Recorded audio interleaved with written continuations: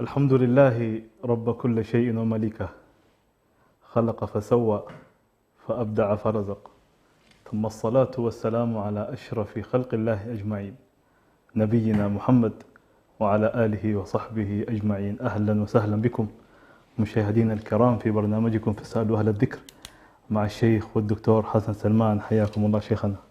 وسهلا، مرحبا، أهلا بك. بارك الله فيك شيخنا. مشاهدين مرحبا. أهلا وسهلا بك. كان الحديث في الحلقة الماضية عن أبرز أنواع البدع والشركيات التي تقع في زيارة القبور وأثرها على المجتمع، وقبلها على الفرد أولا ثم على المجتمع. وفي هذه الحلقة بإذن الله نتناول موضوع السحر وأثره على المجتمع والفرد. بداية شيخنا، ما هو السحر؟ تعريفه وحكمه. بسم الله الرحمن الرحيم، الحمد لله رب العالمين، والصلاة والسلام على رسول الله الأمين وعلى آله وصحبه أجمعين. أما بعد، يقول الله سبحانه وتعالى: واتبعوا ما تتلو الشياطين على ملك سليمان وما كفر سليمان ولكن الشياطين كفروا يعلمون الناس السحر وما أنزل على الملكين ببابل هاروت وماروت وما يعلمان من أحد حتى يقولا إنما نحن فتنة فلا تكفر يتعلمون منهما ما يفرقون به بين المرء وزوجه وما هم بضارين به من أحد إلا بإذن الله ويتعلمون ما يضرهم ولا ينفعهم ولقد علموا لمن اشتراه ما له في الآخرة من خلاق ولبئس ما شروا به أنفسهم لو كانوا يعلمون. ظاهرة السحر هي من الظواهر القديمة، يعني ليست ظواهر جديدة أو حديثة، ارتبطت بالتاريخ الإنساني منذ فجر التاريخ. ويكاد عندما يتناول القرآن الكريم الرسل والأنبياء وأقوامهم نلاحظ أن مسألة التوصيف بالجنون والتوصيف بالسحر حاضرة عندهم. كذلك ما أتى الذين من قبلهم من رسول إلا قالوا ساحر أو مجنون، كأنما هي حالة ممتدة في التاريخ البشري وضاربة في أعماق هذا التاريخ، بدليل أنه كل الذين جاءوا من قبل النبي صلى الله عليه وسلم اتهموا اتهموا بالسحر واتهموا كذلك بالجنون. وموضوع السحر من حيث اللغة هو عبارة عن كل ما خف مأخذه ولطف. كل ما خف يعني شيء خفيف المأخذ لطيف غير ظاهر وفيه تخيلات أحيانا وفيه كذلك تأثير طبيعة الحال. ولذلك عندما قال النبي صلى الله عليه وسلم إن من البيان لسحرا، أن يفعل البيان يفعل الشعر وتفعل الكلمة الطيبة في الإنسان ما يمكن أن يفعله تأثير السحر بشكل أو آخر. فالتأثير البياني على النفس تأثير كبير، وكذلك التأثير السحر بشكل خفي كذلك. وبالتالي السحر صنف من حيث التصنيف أنه هو علم من العلوم، بدليل قول الله تبارك وتعالى: واتبعوا ما تتلو الشياطين على ملك سليمان وما كفر سليمان، قال يعلمون الناس السحر. فالسحر يتم تعليمه وهنالك نقلة للسحر وهنالك من يعلمون الناس السحر. وبأشكاله طبعا المختلفة. يعني هنالك أنواع عديدة إن شاء الله سنأتي إليها، لكن هو يتم تعليمه، وبالتالي هو ليس أمرا عاديا، ليس أمرا يعني يمكن أن يتلقاه الإنسان من غير تعليم، لا، هو يتم تعليمه وتوارثه. وتلقينه. فكما أن الناس تتوارث العلوم كذلك عموما علم السحر أيضا يتم توارثه، ولكنه عموما هو من العلوم المحرمة وليست من العلوم الجائزة تعلمها. يعني لا يجوز تعلم السحر حتى لو قلنا بأنه علم، إلا أن هذا العلم من العلوم التي نهى الله تبارك وتعالى عنها لما تؤدي إليه من الإضرار بالخلق، ولما تؤدي إليه كذلك من الإشراك بالله سبحانه وتعالى. وبالتالي فهو حتى لو قلنا أنه علم من العلوم، إلا أنه ليس من العلوم التي أباح الشارع أن يتعلمها الإنسان المسلم، فهي محرمة من حيث تعليمها. وبالتالي تلقائيا نكون دخلنا في مسألة حكم السحر. السحر هو كبيرة من الكبائر كبيرة من الكبائر، أي أنه من المحرمات التي ترتبط بالكفر. الله سبحانه وتعالى قال: وما يعلمان من أحد حتى يقولا إنما نحن فتنة فلا تكفر. فكأنما تعلم السحر له علاقة بصورة أو أخرى بالسحر، وهذا نوع منه على كل. في نوع من أنواع السحر لا يمكن أن يدخل فيه الإنسان إلا بأن يكفر كفرا بواحا، يحتاج إلى تفريق بطبيعة الحال، لكن سنأتي إليه ما هو الذي يكون فيه كفر وليس الذي فيه. هنالك سحر له علاقة بخفة اليد، وليس له علاقة بالتأثير في التفريق بين الزوجين أو قضية الحب وقضية العداوة والبغضاء والإضرار بالجسد إلى غير ذلك من ذلك. لكن يختلف على كل كونه كفر أو ليس بكفر، لكن هو في كل الأحوال كبيرة من الكبائر. وارتبط ذلك بحديث النبي صلى الله عليه وسلم في حديث السبع الموبقات، منها السحر، الإشراك بالله والسحر. فالسحر كفر بالله سبحانه وتعالى، وبالتالي أو بعض أنواعه كفر بالله تبارك وتعالى، فلا يجوز على كل أن يتعلمه الإنسان المسلم، ولا يجوز كذلك التعامل به، ولا يجوز الدلالة عليه، ولا يجوز كذلك التعافي والاستشفاء به. كل هذه القضايا أشبه ما تكون بمثل صانع الخمر أو شارب الخمر. صحيح. كما أن النبي صلى الله عليه وسلم وكذلك الربا. فالله سبحانه وتعالى إذا حرم شيئا حرم كافة الطرق التي تؤدي إليه. وبالتالي الذي يتعلم السحر، والذي يتعامل مع صاحب السحر، والذي يدل على السحرة، والذي كذلك يأخذ الناس إلى هؤلاء السحرة وهو يعلم أنهم سحرة، كل هؤلاء فإنهم آثمون ومرتكبون والعياذ بالله لذنب من الذنوب الكبيرة. بارك الله فيك شيخنا. بعد التعريف شيخنا، خلينا ننتقل شيخنا إلى أنواع السحر. تحدث عن نوع خفة اليد وبعض الأنواع، فما هي الأنواع؟ والله هو أنواعه كثيرة طبعا لمن خبره. أنا لست عموما من أهل السحر الخبيرين به، لكن ما نقرأه عن السحر يعني هنالك من أوصله إلى 10، هنالك من زاد على 10، فهي أنواع كثيرة، وبعضهم يفصل بعضه عن بعض. لكن هنالك 3 أنواع وربما تكون مهمة ويمكن الناس أن يتعرفوا إليها. هنالك سحر التخيل، وهنالك السحر المؤثر، وهنالك السحر المجازي. يعني هنالك بعض الأسحار المرتبطة بالكواكب والنجوم، هذه على كل لها أيضا قسمها. سحر التخييل وذلك السحر الذي عرف به الفراعنة الذين بعث فيهم موسى عليه السلام. وهذا السحر له علاقة في أن الساحر يعمل على التأثير في الأبصار، يعني اللي هو سحر العيون، يسحر العين التي تنظر، وفي نفس الوقت أيضا يرهب النفس، يعني فيها عملية استرهبوهم، وفيها سحروا أعين الناس واسترهبوهم. فتلاحظ بأن الساحر له القدرة على التأثير على العين المبصرة، وله تأثير على النفس كذلك التي تبصر، بما يجعل هذه النفس ترى الذي أمامها على خلاف ما هو عليه. صحيح. فترى الحبل ثعبانا مثلا، وترى ربما صورة معينة تراها أسدا أو تراها كلبا أو لغير صورتها. يغير الصورة بما يخيل إليك. صحيح. بما يخيل إليك، فينقلك أنت من واقع إلى إلى واقع، إما بالإرهاب النفسي وإما خيال. بالتأثير في العين التي تبصر، فهذا سحر إيه؟ تخيل. سحر التخيل أو سحر التخيل. وطبعا الله سبحانه وتعالى ذكر يخيل إليهم من سحرهم أنها تسعى. فهم بطريقة السحر هذه على كل صوروا للناس هذا الوضع. النوع الثاني هو الذي ذكرناه في آية البقرة، الذي يكون فيه يفرقون بين المرء وزوجه، وهذا فيه تأثير، وإلا لو أنه ليس مؤثر ما قال الله سبحانه وتعالى يفرقون به بين المرء وزوجه. فهذا النوع من السحر فيه تفريق بين الرجل وامرأته، وفيه ربما جلب، وفيه كذلك إمكانية التأثير على الجسد ليكون سحرا ممرضا. يعني هنا يدخل ليس فقط الجانب المعنوي فقط، ولكن يمكن أن يؤثر في العقل، يمكن أن يؤثر في الجسد، يمكن أن يؤثر الجانب في الحسي، على كل يؤثر في الجوانب الحسية. وهذا على كل ذكر في سورة البقرة، وذكر كذلك في سورة الفلق: قل أعوذ برب الفلق من شر ما خلق ومن شر غاسق إذا وقب ومن شر النفاثات في العقد. هذا النوع بالتحديد له ارتباط غالبا بعالم الجن والشياطين، ولا يستطيع الإنسان أن يؤثر هذا التأثير إلا بأن يكون هنالك ارتباط مع عالم آخر، وهو عالم إيه؟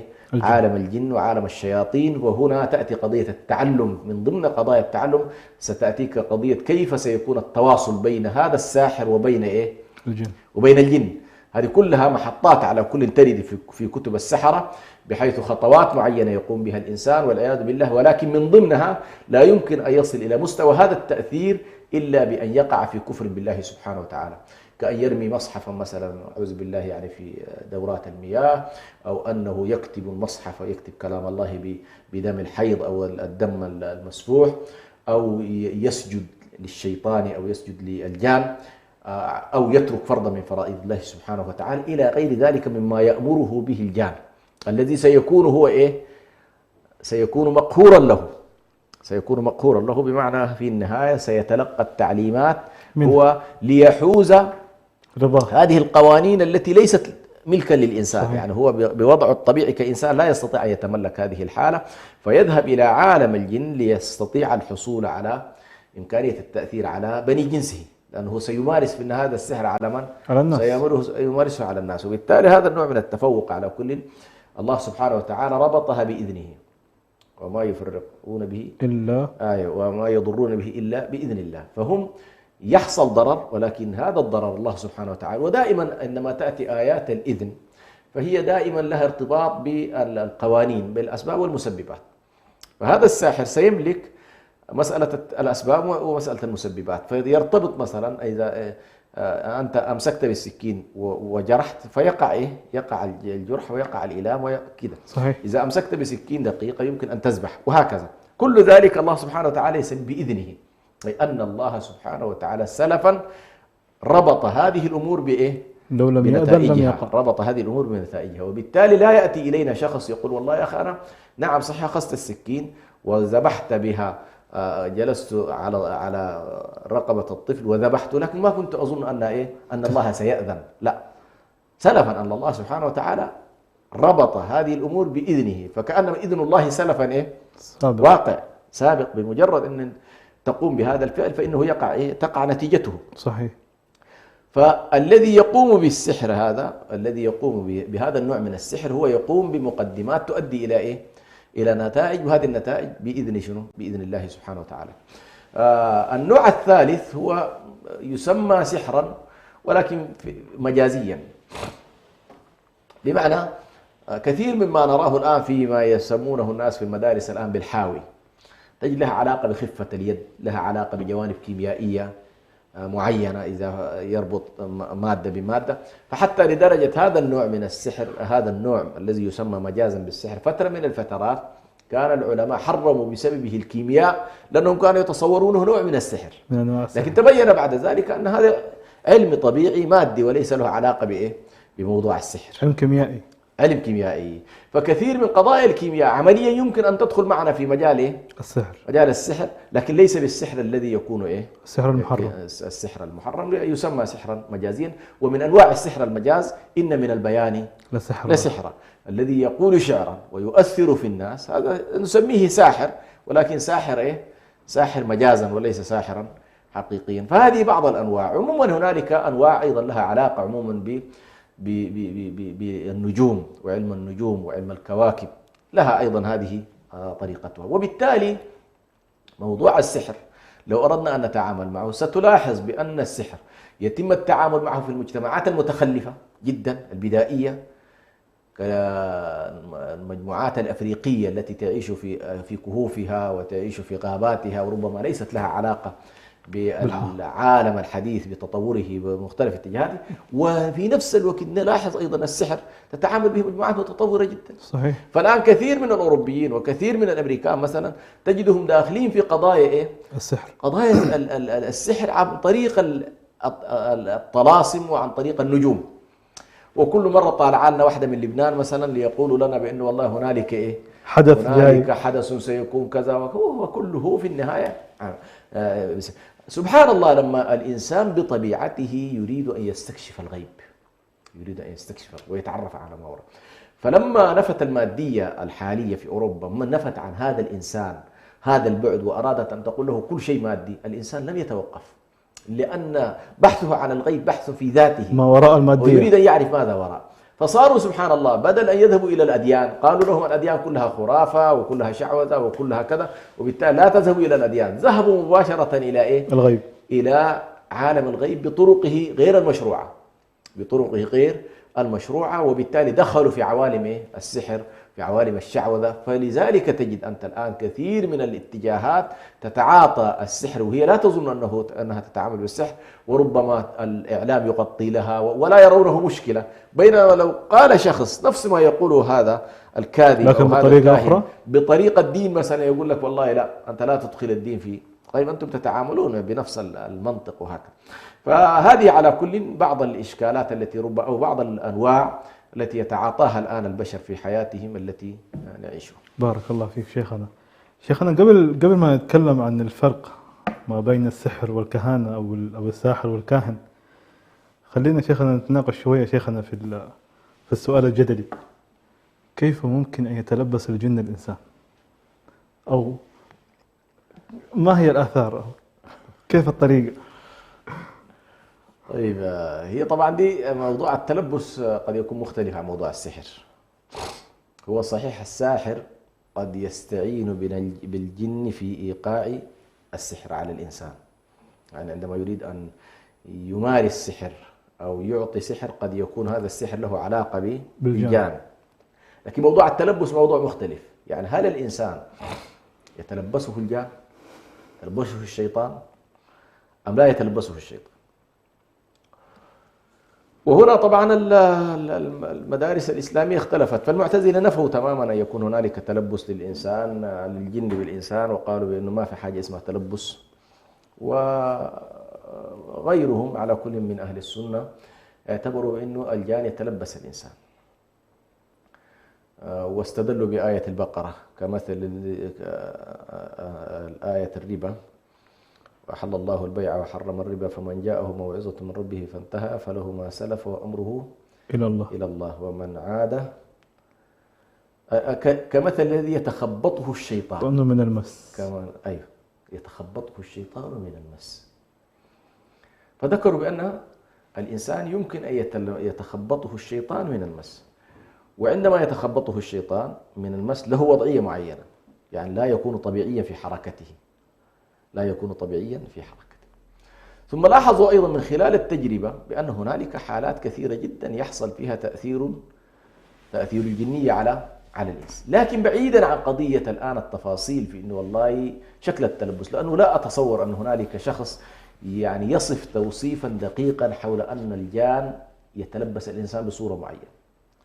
بمعنى هل هذا التلبس هو عبارة عن سكنة في داخل الإنسان، أم أنه هو عبارة عن إيذاء لهذا الإنسان، أو إحساس، مجرد إحساس، أم أنه تأثير عن بعد لهذا الإنسان.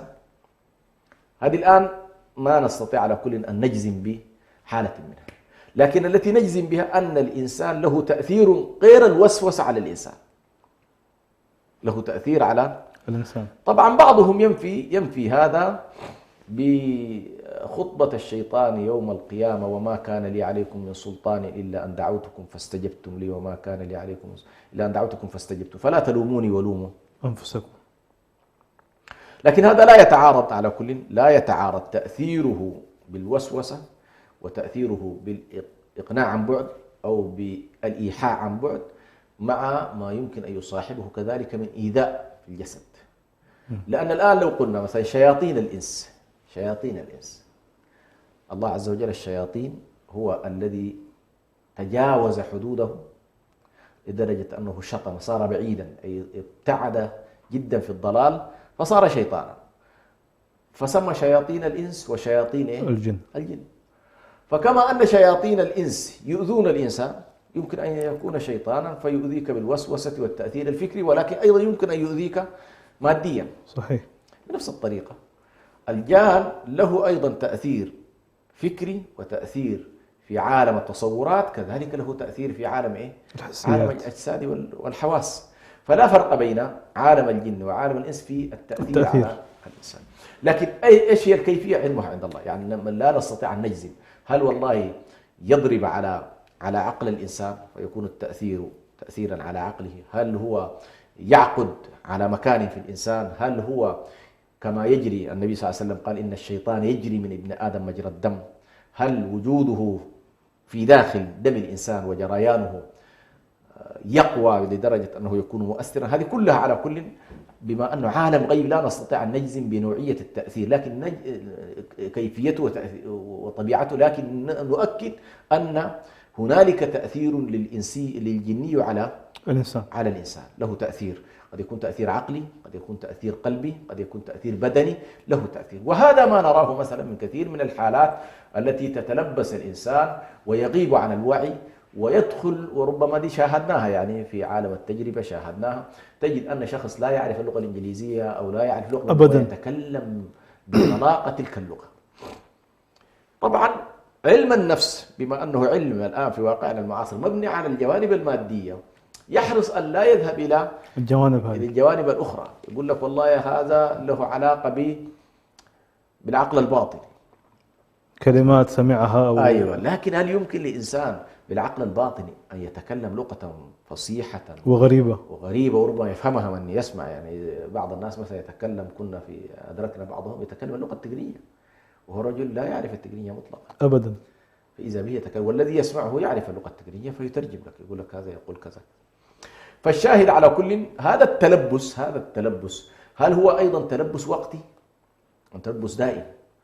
لأنه مثلا في حالات الزار اللي يسموها الزار، هذه العادة اللي مع الغناء وكذا، الذين يتعاملون مع الجن من خلال مطلوباته، تلاحظ أنه يأتي في لحظة معينة، يأتي في ساعة معينة ويتلبس هذا الإنسان فيغيب عن الوعي لفترة معينة، فيظل يضرب له الدفوف ويعملوا له الربابة، وهم شغالين معه إلى 2 و3 وهو يرقص وحالته تتغير تماما، ثم في لحظة من اللحظات يخرج من هذا الإنسان ويعود إلى وضعه الطبيعي.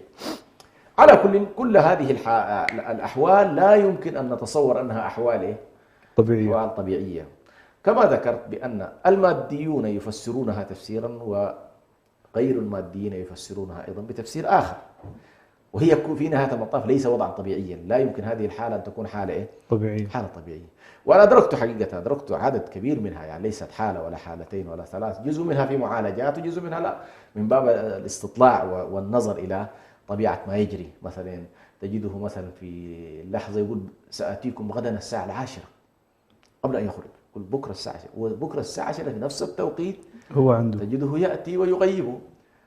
ثم عند الخروج يعطونه مثلا طيب فيشرب الطيب كاملا، زجاجة كاملة يشربها، ثم يرمي بالزجاجة ثم يذهب.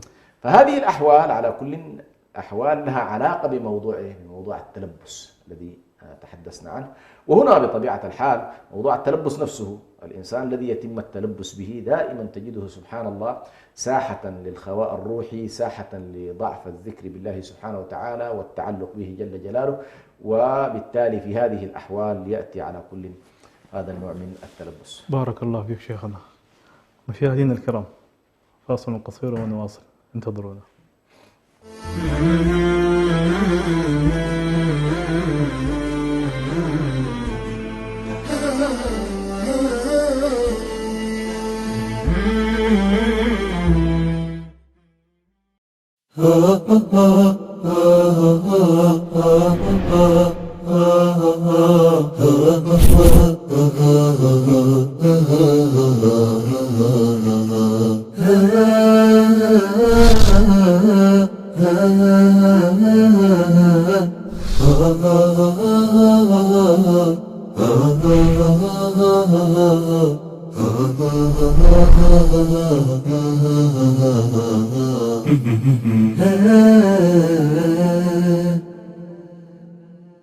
أعزائنا المشاهدين، يمكنكم الآن متابعة بث قناة سلام الفضائية عبر قمر سهيل سات على الترددات التالية: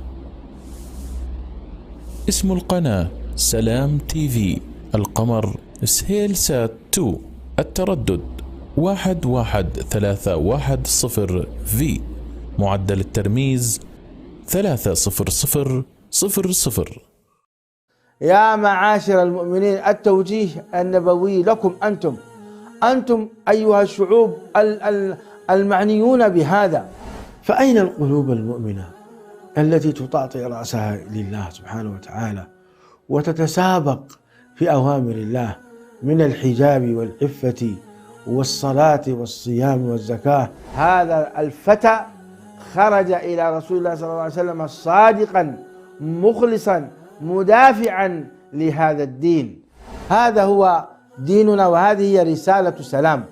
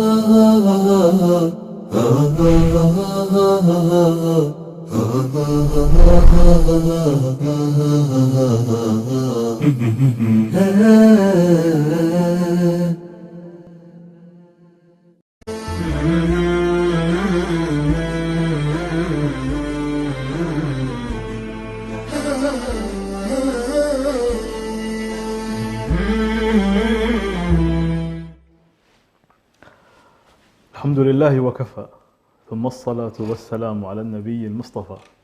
أهلا وسهلا بكم مجددا في برنامجكم فاسألوا أهل الذكر.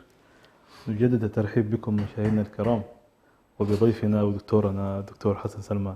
حياكم الله شيخنا، حياكم الله.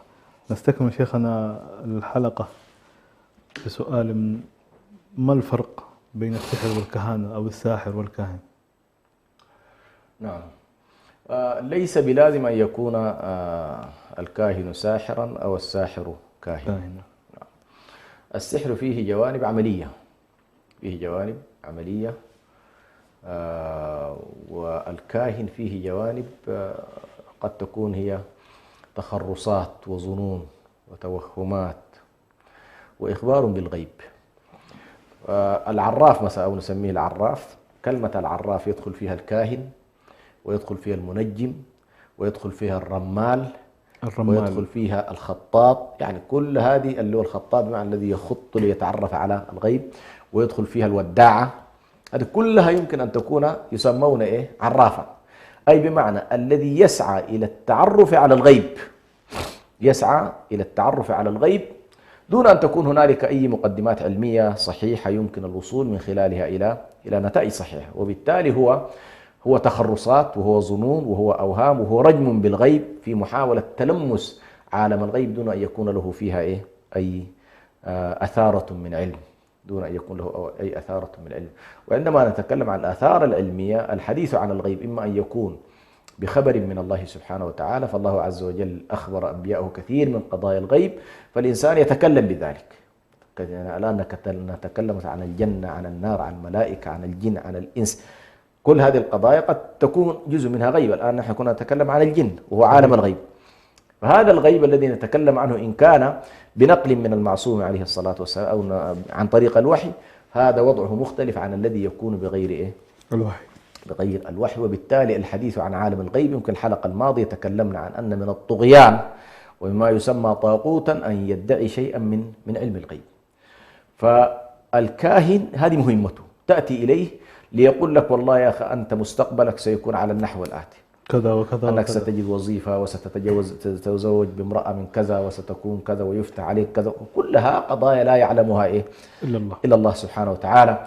أو يقول لك والله سينزل عليكم مطر في الشيء الفلاني. هذه القضايا التي اختص الله، إن الله عنده علم الساعة وينزل الغيث ويعلم ما في الأرحام وما تدري نفس بأي أرض، وما تدري نفس ماذا تكسب غدا، وما تدري نفس بأي أرض تموت. هذه الأصول الخمسة التي اختص الله سبحانه بمفاتيحها. فإذا اقتحم شخص من الأشخاص أسوار هذه القضايا الغيبية التي لا يعلمها إلا الله سبحانه وتعالى، فهو كاهن وهو عراف وهو رمال إلى غير ذلك. والنبي صلى الله عليه وسلم قال: من أتى كاهنا أو عرافا فصدقه بما يقول فقد كفر بما أنزل على محمد صلى الله عليه وسلم، لأن ما أنزل على محمد عليه الصلاة والسلام يتناقض تماما مع ذلك، وهو أن الغيب لا يعلمه إلا الله سبحانه وتعالى. وهذا الاختصاص الإلهي من يقتحمه فإنما هو يقتحم أسوارا لا يجوز له أن يقتحمها، وبالتالي ذم الله سبحانه وتعالى ذلك. بالنسبة للساحر ذكرنا لأن طرقه هي طرق عملية، إما أنه والله يجمع أشياء أو يؤثر في التخيلات أو يعمل ما يتعلق بالقضايا الخفة اليدوية التي ذكرناها، أو السحر المؤثر الذي له علاقة بالجن والشياطين ويتلقى عنهم قوانين معينة، طرائق معينة، فيسعى إلى التأثير فيها على بني آدم. بارك الله فيك شيخنا، في حال أن الساحر تاب بعد توبته، الأسحار التي عملها سواها سابقا تسقط في حال توبته أم تستمر؟ أولا موضوع التوبة نفسها طبعا هو محل إشكال بالنسبة لكثير من الفقهاء. هل أصلا الساحر إذا قبضنا عليه أو قبضت عليه السلطات قبل أن يعلن توبته وقبل أن تحصل عليه السلطات أو يتم القبض عليه، هل والله يجوز إسقاط العقوبة عنه لأنه تاب؟ هذه طبعا قضية خلاف فيها كبير، ولكن كثير من العلماء والجمهور يكاد يكون بأن التوبة لا تنفعه ما دام قبضنا عليه. لماذا؟ لأن ضرره وزندقته وادعاؤه لأشياء ربما ليست مرئية لنا، وما دام ثبت لنا بأن والله هذا الشخص له عموما تأثير في موضوع السحر، وخصوصا السحر المؤثر الذي ذكرناه، يضرب الناس، يفرق بين الناس، يوجد البغضاء بين الناس، ربما يمرض بسحره بعض الناس. فإذا تم القبض عليه قالوا لا تخصنا توبته بعد ذلك، توبته تنفعه عند الله، لكن في دنيانا على القاضي أن لا يتسامح معه. وهذه طبعا هذه القاعدة معروفة عند كثير ممن يفسدون في الأرض، وربما هو الساحر داخل في الذين يفسدون في الأرض. فالذين يفسدون في الأرض وهم المحاربون، الله سبحانه وتعالى شرط توبتهم بأن تكون قبل أن نقدر عليه، أي قبل أن نتمكن منه. فمثل الساحر أيضا إذا كان والله ذهب إلى القاضي أو إلى الناس وأعلن توبته بأنه والله من قبل هذا التاريخ كنت أفعل كذا وكذا وكذا والآن تبت إلى الله، فهذا توبته تنفع. أما الذي يتم القبض عليه، وهنا نتكلم طبعا عن أحكام الشريعة، لأنه في القوانين الوضعية الآن لا يوجد شيء اسمه عقوبات للسحر، لأنه أصلا لا يعترفون بهذا الأمر، وبالتالي لا يتم التعامل مع الساحر إلا من باب إنه والله كذاب دجال كذا، ممكن يكون له بعض العقوبات في بعض القوانين، لكن كثير من القوانين لا تشير أصلا إلى عقوبة اسمها عقوبة السحر والساحر. لكن نحن نتكلم في الشريعة الإسلامية، فإن عقوبة الساحر هي القتل. عقوبة الساحر هي القتل. هذا الراجح عند أهل العلم.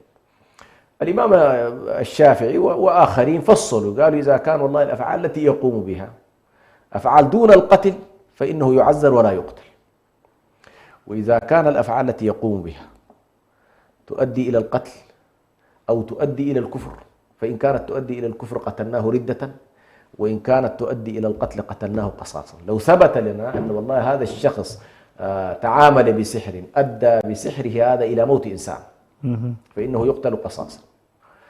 هذا الشخص أدى إلى أن أفعاله التي يقوم بها هي كفرية فإنه يقتل ردة. لاحظنا بأنه والله يقوم بأفعال لا علاقة لا بقتل الناس ولا بعقائده دون ذلك، فإن هذه على كل يمكن أن يكون يعني كمثل ما يشوش على الناس في عقولهم ويشوش عليهم في تصوراتهم. ففي النهاية الشريعة جاءت لحماية الدين وحماية العقول وحماية الأنفس وحماية الأعراض وحماية النسل البشري، هذه كلها تحمى. السحر لو تلاحظ له تأثير عقلي وله تأثير أحيانا على النفوس وله تأثير على الأديان. صحيح. كل هذه لها وبالتالي ضرره متعدي، ضرره لا يقف عند حد معين. وبالتالي وهذا مذهب ربما مذهب عمر بن الخطاب وحفصة رضي الله عنها وغيرهم من الصحابة رضي الله عنهم أنهم كانوا يقتلون السحرة ولا يستتيبون. ويقول موضوع التوبة هذا موضوع له علاقة بالله سبحانه وتعالى، فإن صدق في توبته تنفعه عند الله، لكن قبضنا عليه قبل أن يتوب فإن عقوبته هي القتل. يبقى بعد كده والله هل لو افترضنا أنه والله هذا الشخص تاب من توبته، هذا اللي على افتراض ما حصلت عليه السلطات وتاب قبل ذلك، واحدة من نقاط التوبة أن يصلح ما أفسد، لأنه أصلا بالتوبة وحدها ما يتلاشى السحر، بالتوبة وحدها لا يتلاشى. وبالتالي هذا الساحر الذي أوقع أذى في الناس وأراد أن يتوب نقول له لا بد أن تعمل على على إبطال كل سحر فعلته، تبطل كل أنواع السحر التي فعلتها في الناس حتى يصدق لك بعد ذلك توبة. وإن لم يفعل ذلك فإنه قد يكون له مثلا توبة عند الله سبحانه وتعالى، ولكن حقوق العباد تبقى. يعني مثلا أحيانا يكون والله يقول لك أنا يا أخي 40 سنة شغال، في ناس الصمات وفي ناس فتبقى عليه حقوق العباد، ولكن إن تاب توبة نصوحة ورجع إلى الله سبحانه وتعالى تنفعه توبته عند الله عز وجل. بارك الله فيك شيخنا. شيخنا قبل ما نتكلم عن كيفية الوقاية من السحر، خلينا نتكلم شيخنا عن حكم فك السحر بالسحر. فك السحر بالسحر اسمه النشرة. أيوة يسموه النشرة. لم يجيزه كثير من أهل العلم، يعني لا يفك السحر بالسحر، ولذلك الذين تكلموا عن النشرة مطلقا موضوع فك السحر، أو خلينا نقول الآن موضوع فك السحر بسحر مثله هذا ممنوع. لكن عندنا فك السحر بشيء آخر، لأن الله سبحانه وتعالى ما جعل هنالك داء إذا اعتبرنا هذه أمراض وهذه بلاءات وإشكالات، جعل الله سبحانه وتعالى لها علاجا. فما منع الله سبحانه وتعالى طريق إلا وفتح لنا طريقا آخر. فحرم الله سبحانه وتعالى أن يفك السحر بالسحر وجعلوا هذا اللي هو موضوع النشرة، وهنالك فك السحر بما هو مشروع، كأن تكون هنالك رقية شرعية أو يكون هنالك علاجا معينا يتم من خلاله فك السحر. وجزء كبير من هذا العلاج له علاقة كذلك بالتجارب. فبعض الناس مثلا لاحظ بأن شجرة السدر، لاحظ مسألة شجرة الحناء، جملة من الأعشاب التي إذا تلي فيها وارتبطت لها أثر من خلال التجربة. فهذه كلها تدخل في العلاجات المشروعة التي يمكن للإنسان أن يتداوى ويتعالج بها. فقضايا التجارب عموما هذه لها على كل من بابها ولها مدخلها. فكثير من الناس تلاحظ بأن التعامل مع آيات الله سبحانه وتعالى وتأثيرها المباشر، التعامل مع سنة النبي صلى الله عليه وسلم وتأثيرها المباشر، الدعاء وتأثيره أيضا المباشر في إبطال السحر، هذه كلها مما يفك به السحر. وخاصة الإخلاص والمعوذتين، هذه من أكثر الصور التي تؤثر بطبيعة الحال في السحر. وهنا طبعا ندخل إلى مسألة مهمة جدا، وهو كثير من الناس يشكل هل سحر النبي صلى الله عليه وسلم؟ لأن النبي صلى الله عليه وسلم ثبت في الصحيحين أنه سحر، وحدد من الذي سحره وأنه سحر، ووضع هذا السحر في بئر وكان مكتوبا. فجاء على كل من أخرج هذا السحر من الملائكة، وأخبر النبي صلى الله عليه وسلم بأنه سحر. وعائشة رضي الله عنها أخبرت بهذه الفترة تحديدا التي سحر فيها النبي صلى الله عليه وسلم، قالت كان كأنه يفعل الشيء ولم يفعله، يخيل إليه أنه فعل الشيء ولم يفعله، أنه جاء لأهله ولم يأتي لأهله. ولكن استشكل طبعا هذا الموضوع بعض علماء التفسير، وربما كثير من المعاصرين يستشكلون كذلك أن يقال بأن النبي صلى الله عليه وسلم مسحورا، لتعارض ذلك مع القرآن الكريم الذي ينفي أن النبي صلى الله عليه وسلم أنه مسحور أو أن ما جاء به السحر أو كذا. فيقولون إن أثبتنا أن النبي سحر عليه الصلاة والسلام فكأنما نقول كأنما نصدق ما قاله المشركون عن النبي صلله الله عليه وسلم، لكن ليس بذلك، ليس بالضرورة، لأن إذا ثبت أن النبي صلى الله عليه وسلم أصيب بهذا الموضوع، فهو كغيره من الأمراض، كما أنه يصاب بالزكام ويصاب بالصداع ويصاب بالأمراض العادية، فإن هذا أيضا يحصل له عليه الصلاة والسلام، وحتى يتم بعد ذلك الاقتداء به عليه الصلاة والسلام في موضوع الاستشفاء وفي موضوع العلاج. هذه لكن أيضا في نقطة مهمة، أن هذا الموضوع لا علاقة له بتأثيره على عقل النبي صلى الله عليه وسلم فيما يتعلق بما يخبر عن الله عز وجل. فهو باختصار يصاب في حالته البشرية الجسدية العادية، لكنه لا يصاب في نبوته ورسالته عليه الصلاة والسلام. وهنا تقريبا يكون التفريق للجمع بين نصوص سحره عليه الصلاة والسلام والنصوص النافية تماما التي وقال الكافرون إن تتبعون إلا رجلا مسحورا.